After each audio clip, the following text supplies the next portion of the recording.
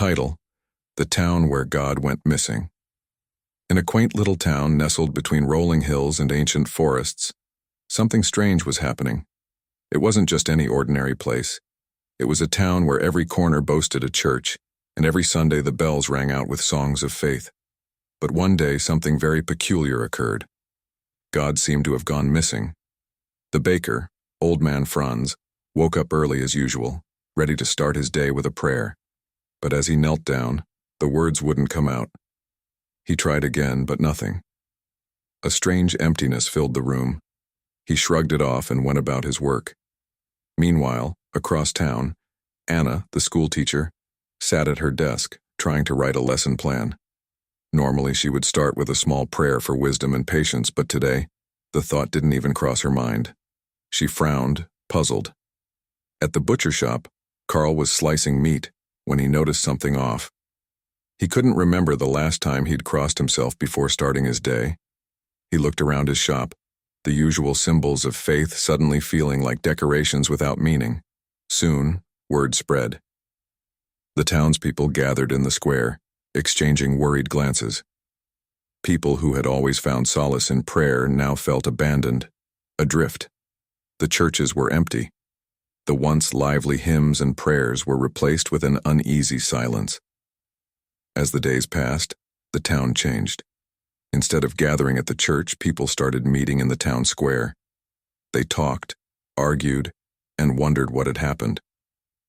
"What if we've been focusing on the wrong things?" someone suggested. "What if God isn't up there but here?" He gestured around at the people gathered. At first, they didn't understand. But slowly, the idea took root. The baker began to give away bread to those in need. The schoolteacher opened her doors to anyone wanting to learn, not just the children. The butcher, Carl, started organizing meals for the elderly and the sick. They were no longer doing these things because they thought it was expected of them. They did it because it felt right. People stopped waiting for a miracle and started being the miracle. They became kinder and more compassionate. They didn't need to be told to be good. They chose to be good themselves. One evening, as the sun set and painted the sky in hues of orange and pink, a quiet fell over the town. No church bells rang. People sat together in the square, sharing stories and laughter.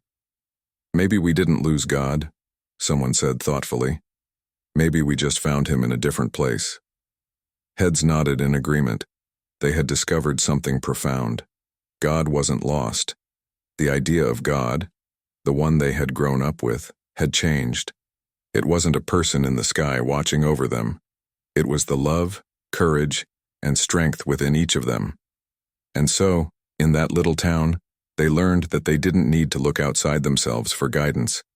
They had found what they were looking for in the kindness of their neighbors, the strength of their community, and the quiet, resilient hope that lived in their own hearts.